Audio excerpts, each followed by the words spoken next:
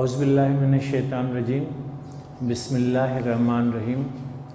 Dear students, today we start first year biology chapter number 2, which is about biochemistry. This is an extremely important chapter. It will explain about those biomolecules in detail which are essential for structures and functions of the cell. I repeat it, structures and functions of the cell, because some biomolecules are required for making the cellular structures and other biomolecules are required to perform the function. So let us start first year biology chapter number 2, that is biochemistry. आज हम first year biology का chapter number 2 पढ़ेंगे. The title of this chapter is biochemistry. It is actually combination of biology plus chemistry, or you can say that it is chemistry of the life. As we discussed in the definition of biochemistry in first chapter terminology, that it is the chemistry of biomolecules which life is requiring or which are required for the cell. So biochemistry, in fact, by definition, is the study of molecules, and these molecules may be inorganic as well as organic. So biochemistry is a study of molecules which are playing important role in living organisms. You can change this word with the cell as well. So biochemistry is a study of molecules is essential for the cell or essential for living organisms. Now, question is that which molecules are essential for the cell? Answer is water, proteins, carbohydrates, lipids, DNA and RNA. So there are 6 biomolecules. Out of these 6 biomolecules, the first biomolecule is inorganic and rest of the 5 biomolecules are organic in nature. So let us now define what is the definition of a biomolecule. A biomolecule is that molecule which is required for the life. Biomolecule is the molecule which is required for the life, which is required by the organism, which is required for the cell. So that is biomolecule. So those 6 biomolecules are required for the cell, required for the organism, are required for the life. Even their concentration is very important. For example, the amount of water is determined for a cell. Same is true for protein and for other biomolecules. So any micro change, either decrease in this concentration of biomolecules or increase in the concentration of biomolecules, may have effect on the cell, life and living organisms. What is organic molecule? As we studied that there are 6 biomolecules, one is inorganic and rest are organic. So organic biomolecule is very easy to understand, that you have to look at the empirical formula of any molecule. If carbon and hydrogen atoms are present in the structure, that molecule will be called biomolecule or organic molecule. Mind it that out of 6 biomolecules, some molecules are organic and some molecules are inorganic. And when I say some, that is water is inorganic and rest are organic. If you make a formula of a protein, carbohydrate, lipid, DNA and RNA, in all their formula, the carbon and hydrogen is present. And as far as water is concerned, its formula is H2O, so carbon is missing. Let us now talk about what are the monomers. You see, in our body, in our cells, there are two different type of molecules, the simple molecules and the complicated molecules. So monomers are actually simple molecules made up of the atoms. So what is polymer? Monomer is actually simple molecule, and when monomers of same nature or different nature combine together, they make a polymer. So polymer is when monomers of same type or monomers of different type unite, then they form the polymer. दूसरे लफ्ज़ों में polymer monomers में से बनता है और monomers मिलके polymer को बनाते हैं. ये मोनोमर्स एक जैसे भी हो सकते हैं और ये मोनोमर्स डिफरेंट भी हो सकते हैं. फॉर एग्ज़ाम्पल, ग्लूकोज एक सिंपल मॉलिक्यूल है तो इसका शुमार मोनोमर्स में होता है और ये 3 तरह के पॉलीमर्स को बनाता है.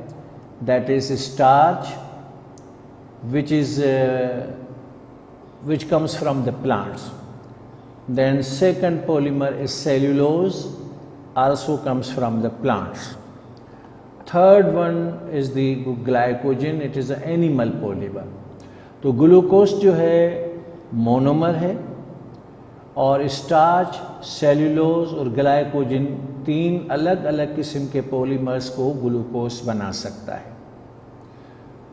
ये 3 इसलिए हैं क्योंकि ग्लूकोज के मॉलिक्यूल्स का अरेंजमेंट तीनों को बनाने में डिफरेंट होगा. फिर second monomer is the amino acids, और अमाइनो एसिड्स जब मिलते हैं तो प्रोटीन का पॉलीमर्स बनाते हैं. स्टैंडर्ड नंबर किसी प्रोटीन को बनाने का है 20 different type of amino acids. तो अमाइनो एसिड्स मोनोमर्स हैं और proteins of all types are actually the polymers. Fatty acids are monomers, ये भी सिंपल मॉलिक्यूल्स हैं और ये मोनोमर्स कंबाइन होके लिपिड का पॉलीमर बनाते हैं. और ये लिपिड सॉलिड फॉर्म में हो तो फैट्स कहलाती हैं और लिक्विड फॉर्म में हो तो ऑयल कहलाती हैं. Oil always comes from the plant source and fat always comes from the animal source. तो फैटी एसिड्स मोनोमर्स हैं, इनकी कंडेंसेशन से, इनके मिलने से लिपिड्स के पॉलीमर्स बनते हैं. न्यूक्लियोटाइड्स जिसमें एडेनिन, ग्वानिन, थायमिन और साइटोसिन और यूरेसिल हैं, ये मोनोमर्स हैं और इनमें से डीएनए, डीऑक्सीराइबोज न्यूक्लिक एसिड और आरएनए यानी राइबोज न्यूक्लिक एसिड्स के पॉलीमर्स बनते हैं. तो आरएनए पॉलीमर है, डीएनए भी पॉलीमर है और न्यूक्लियोटाइड्स इसके मोनोमर्स हैं. याद रखें कि डीएनए में इस्तेमाल होने वाले nucleotides adenine, guanine, thymine, cytosine हैं, जबकि आरएनए में इस्तेमाल होने वाले न्यूक्लियोटाइड्स में एडेनिन, ग्वानिन, यूरेसिल, साइटोसिन है. यानी यूरेसिल यहाँ इस्तेमाल नहीं होता, थायमिन इस्तेमाल होता है और आरएनए में thymine is always replaced by uracil. तो एक मोनोमर में एक न्यूक्लियोटाइड के फ़र्क के साथ ये 2 अलग न्यूक्लिक एसिड्स हमारे पास आ जाते हैं. Let us now define the next term, that is what is condensation. Now condensation is a biochemical process in which simple molecules of same nature or different nature condense. यानी एक तरह के molecules या मुख्तलिफ type के molecules आपस में मिलेंगे तो इनसे जो लार्ज मालिक्यूल बनेगा. यानी ये इशारा सीधा सीधा है मोनोमर्स की कंडेंसेशन से पॉलीमर बनता है. तो कंडेंसेशन के प्रोसेस में सिंपल मालिक्यूल्स या डिफरेंट टाइप के मालिक्यूल्स मिलते हैं तो जो बड़ा मालिक्यूल बनता है वो पॉलीमर कहलाता है. During this process, not only the polymer molecule will be produced but water molecule is also released. नीचे एग्जाम्पल देख लें आप, ग्लूकोज एक सिंपल मॉलिक्यूल है और फ्रक्टोज भी एक सिंपल मॉलिक्यूल है। ये सेम नेचर के मॉलिक्यूल नहीं है। ग्लूकोज फ्रक्टोज से डिफरेंट है क्योंकि इसमें एटम्स की जो सीक्वेंस है, जो अरेंजमेंट है वो अलग होती है। हालांकि दोनों का फार्मूला सेम है, दैट इज C6H12O6, दोनों का सेम है, C6H12O6, C6H12O6, लेकिन एटम की अरेंजमेंट अलग होने की वजह से ये मॉलिक्यूल ग्लूकोज है और ये मॉलिक्यूल फ्रक्टोज है। इन दोनों के दरमियान जब कंडेंसेशन यानी मिलाप होगा तो सुक्रोज भी बनेगा और साथ साथ वाटर मॉलिक्यूल भी रिलीज होगा। तो कंडेंसेशन के प्रोसेस में मोनोमर्स आपस में कंडेंस होते हैं to make a polymer, and during this process water molecule will be also released. और याद रखें कि कंडेंसेशन का प्रोसेस जिसमें मोनोमर्स से पॉलीमर्स बनते हैं, ये एंजाइम्स के इन्वॉल्वमेंट के बगैर काम मुमकिन नहीं है। तो whenever condensation will happen, enzymes will be involved. Let us now discuss what is hydrolysis. This is actually reverse process of condensation.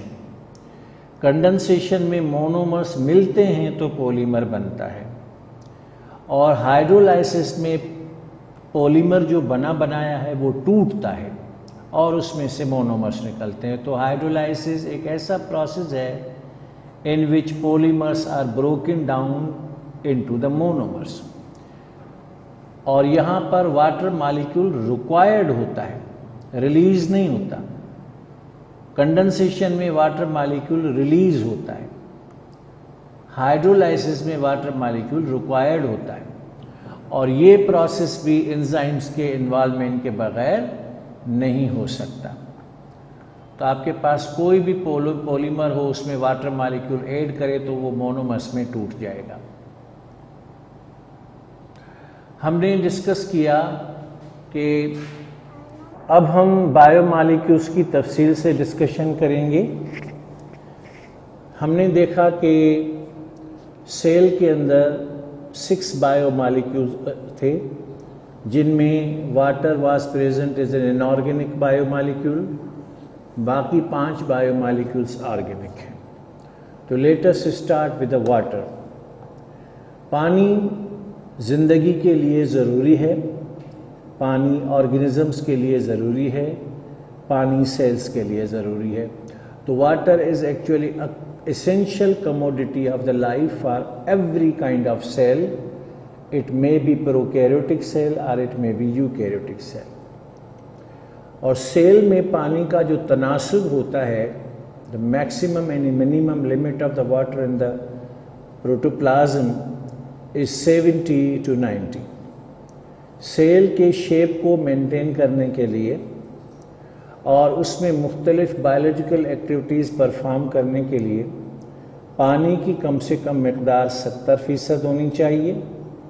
इससे पानी अगर कम होगा तो सेल में प्लाज्मोलाइसिस यानी प्रोटोप्लाज्म की श्रिंकेज हो जाएगी और सेल की डेथ हो सकती है। अपर लिमिट जो है वो 90% है। अगर मकदार 90% से बढ़ जाएगी तो सेल के बस्ट होने के चांसेस हैं। याद रखें कि एनिमल सेल प्लांट सेल के मुकाबले में ईज़िली बस्ट हो सकता है। तो पानी ज़िंदगी के लिए लाजमी है, मकदार 70% से 90% होनी चाहिए, और सेल का सारा अंदरूनी एटमॉस्फेयर एक्वस होता है, वाटरी होता है, it's not dry in nature. तो वाटर सेल के लिए इंतहाई ज़रूरी है। अगर हम लिस्ट के ऊपर नज़र डालें तो सेल में इम्पॉर्टेंट मॉलिक्यूल तो वैसे डीएनए का होता है, क्योंकि ये कोड ऑफ लाइफ के सारे जीनोम इसके पास है, जेनेटिक मैसेजिंग इसके पास है, लेकिन मिकदार में डीएनए इन तमाम बायोमॉलिक्यूल में कम है और वाटर ज़्यादा है। उसकी वजह यह है, पानी के ज़्यादा होने की वजह यह है कि पानी की जो फिज़िकल और केमिकल प्रॉपर्टीज़ हैं उसका सेल को बहुत फ़ायदा होता है। मसलन water is a polar molecule, it means both of its atom have separate charges. मसलन ऑक्सीजन पे नेगेटिव चार्ज होता है और हाइड्रोजन पे पॉजिटिव चार्ज होता है। तो इस स्ट्रक्चरल प्रॉपर्टी की वजह से जो पानी है वो एम्फोटेरिक मॉलिक्यूल की कैपेसिटी में आ जाता है। It means that it can act with both acids and base. तो पानी की जो स्ट्रक्चरल बनावट है उसका बहुत ज़्यादा फ़ायदा होता है और अल्टीमेटली वो लाइफ को ही फ़ायदा होता है, वो सेल को ही फ़ायदा होता है। पानी में हाई हीट कैपेसिटी है। इसको एक आम फहम बात इस तरह से समझाई जा सकती है कि पानी को नॉर्मल टेम्परेचर से बॉइलिंग पॉइंट तक पहुंचने में काफ़ी सारा वक्त लगता है। यानी जब तक पानी बॉइलिंग पॉइंट तक नहीं आता तब तक ये ढेर सारी एनर्जी एब्जॉर्ब करता है। तो पानी की इस सलाहियत का सेल को फ़ायदा होता है कि सेल इसको हीट शॉक प्रोटीन के ज़रिए जो है वो ख़ुद को सेव कर देता है, क्योंकि सारी के सारी गर्मी की जो है वो पानी जज़ब कर लेता है। इस तरह से पानी में फ्रीजिंग को टॉलरेट करने की भी सलाहियत होती है। तो ये जितने भी नॉर्थ पोल और साउथ पोल पे प्लांट्स हैं वो ऊपर से तो सुपर कूल हो रहे होते हैं, लेकिन सेल के अंदर पानी की मौजूदगी की वजह से सेल की जो बायोलॉजिकल एक्टिविटीज़ हैं वो मुस्तकिल तौर पर चलती रहती हैं। ये पॉइंट हमने डिस्कस किया कि सेल पानी का जो मॉलिक्यूल है वो एम्फोटेरिक है, यानी एसिड्स और बेस के साथ इक्वली रिएक्ट कर सकता है। This is very important point कि water is acting as a buffer. हम आपको चैप्टर 3 में पढ़ाएंगे, लेकिन उसकी थोड़ी सी डिटेल यहाँ भी बता देते हैं कि सेल के अंदर होने वाली जितनी भी बायोलॉजिकल एक्टिविटीज़ हैं उसमें एंजाइम्स इन्वॉल्व होती हैं, और एंजाइम्स की सेंसिटिविटी ये होती है कि उन्हें आइडियल काम करने के लिए एक ख़ास किस्म का टेम्परेचर रिक्वायर्ड होता है, उस पे एंजाइम्स एक्टिविटी बेहतर होती है, और ख़ास किस्म का पीएच भी रिक्वायर्ड होता है। तो अगर रिक्वायर्ड पीएच अवेलेबल है और रिक्वायर्ड टेम्परेचर अवेलेबल है तो ये जो एंजाइम्स हैं वो एक्टिवली काम करेंगी। लेकिन कभी कभी ऐसा होता है कि सेल के अंदर कुछ चीज़ें आके इस एंजाइम के पीएच को चेंज कर लेती हैं, जिसकी वजह से एंजाइम्स एफिशिएंटली काम नहीं करती। तो water is acting as a buffer, यानी ये एंजाइम के पीएच को चेंज नहीं होने देता। नतीजतन फ़ायदा ये होता है कि एंजाइम्स को जो रिक्वायर्ड पीएच है वो अवेलेबल हो जाता है और एंजाइम्स अपना काम आसानी से कर सकती हैं। तो water is acting as a buffer. It means that it acts as a buffer and prevents the change in the pH. PH में चेंज नहीं, उसको रोकेगा, पीएच को चेंज नहीं होने देगा। और अगर पीएच मेंटेन रहता है तो एंजाइम्स अच्छा काम करेंगी, और अगर पीएच डिस्टर्ब हो जाता है तो एंजाइम्स वोंट वर्क प्रॉपरली। तो ये पानी की ज़बरदस्त सलाहियत है जिसे हमें एप्रिशिएट करना चाहिए। पानी के मॉलिक्यूल्स के बीच में कोहेसिव फोर्स होता है। It is a force of attachment between water molecules. से अगर ये वाटर मॉलिक्यूल्स हैं तो सेम टाइप के मॉलिक्यूल से तो इसका जो फोर्स ऑफ अटैचमेंट होगा, तो इसका फ़ायदा ये होता है कि ये जो cohesive force between water molecules होता है ये एसेंट ऑफ शेप में काम आता है। आप जानते हैं फर्स्ट ईयर के चैप्टर नंबर 14 में ये टॉपिक है ascent of sap. It is a upward movement of water and minerals from soil to root and root to leaf. तो ये जो पानी नीचे से ऊपर चढ़ता है 15 मीटर्स पर आवर के हिसाब से ये ऊपर चढ़ता है। तो असल में ये जो पानी के मॉलिक्यूल्स के बीच में कोहेसिव फोर्स है, यानी अट्रैक्शन बिटवीन वाटर मॉलिक्यूल्स, तो ये कोहेसिव प्रेशर बनाती हैं और कोहेसिव प्रेशर की वजह से पानी जो है नीचे से ऊपर बगैर किसी डिस्टर्बेंस के जा रहा होता है। एक और पानी की सलाहियत ये है कि पानी जो है वो बेस्ड सॉल्वेंट है। बेस्ड सॉल्वेंट का मतलब होता है कि दुनिया में दूसरे भी सॉल्वेंट्स हैं, उनमें से कुछ ऑर्गेनिक सॉल्वेंट्स हैं, कुछ इनऑर्गेनिक सॉल्वेंट्स हैं जिसमें सॉल्यूट डिज़ॉल्व हो सकते हैं। तो पानी सबसे बेहतरीन सॉल्वेंट है। तो पानी की मिकदार 70 to 90% इसलिए है क्योंकि पानी की जो फिज़िकल प्रॉपर्टीज़ हैं उनसे भी सेल को फ़ायदा पहुंचता है और पानी की जो केमिकल प्रॉपर्टीज़ हैं उससे भी सेल को फ़ायदा पहुंचता है। So this was all about the water molecule as a biomolecule in the cell. मिकदार के हिसाब से दूसरा नंबर प्रोटीन का है। There are 10 to 20% in the cell. Water is 70 to 90% and proteins are 10 to 20%।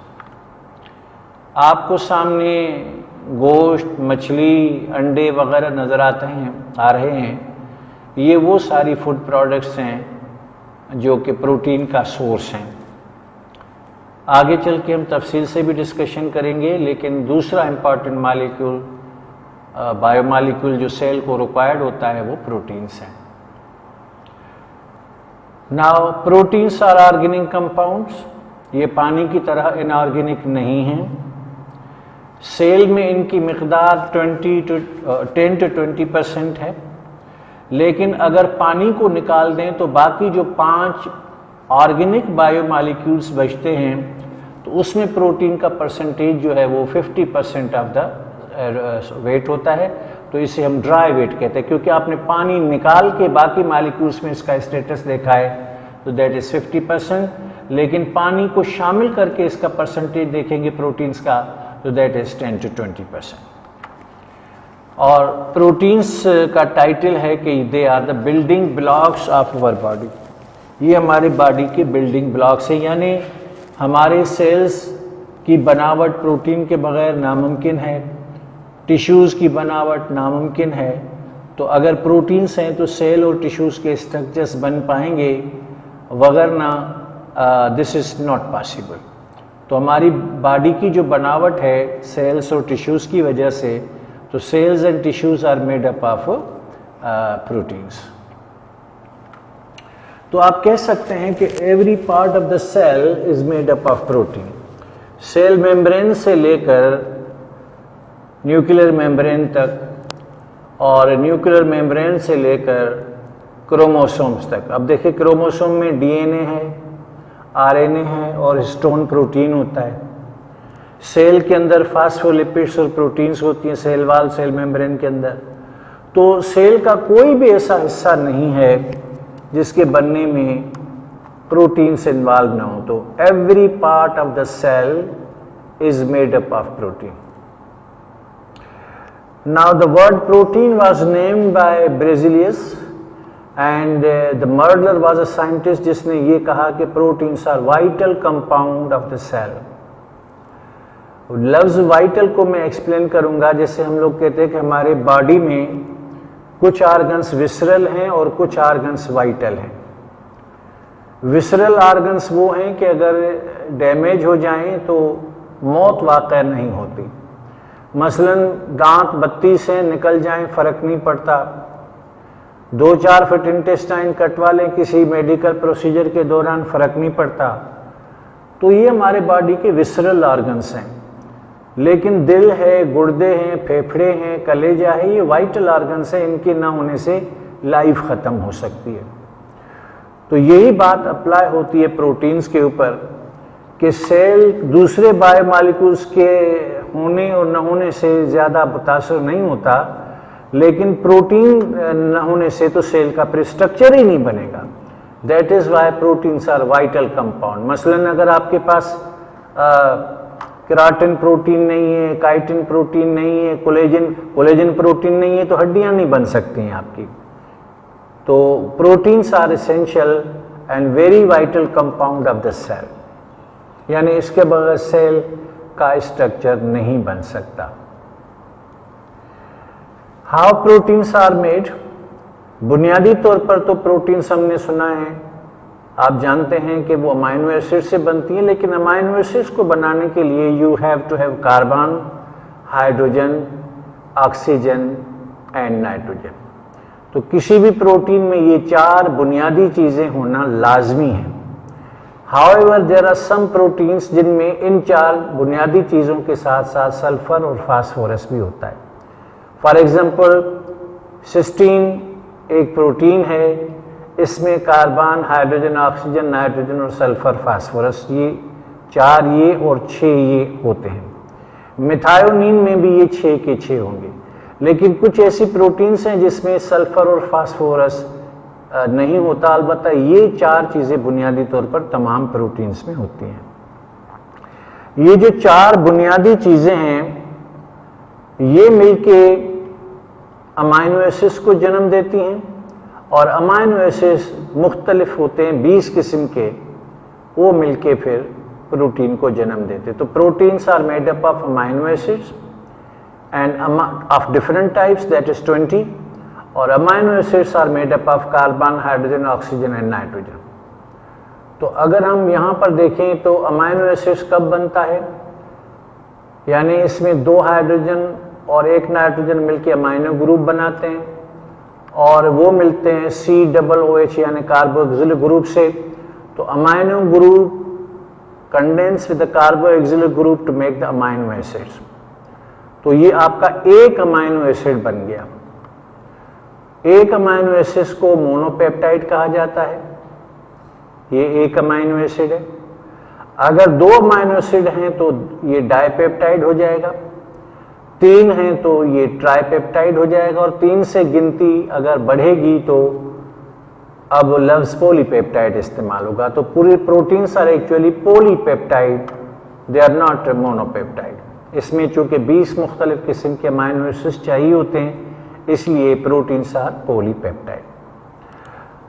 सो यहां पर आप देख सकते हैं एक अमाइनो एसिड, दूसरा, तीसरा, तो ये 20 अमाइनो एसिड्स आखिर आपस में जुड़े कैसे होते हैं? तो उसका जवाब है कि अमाइनो एसिड्स को जो ताकत सील कर देती है, इनको जोड़ने में मदद करती है, that is a bond known as peptide bond.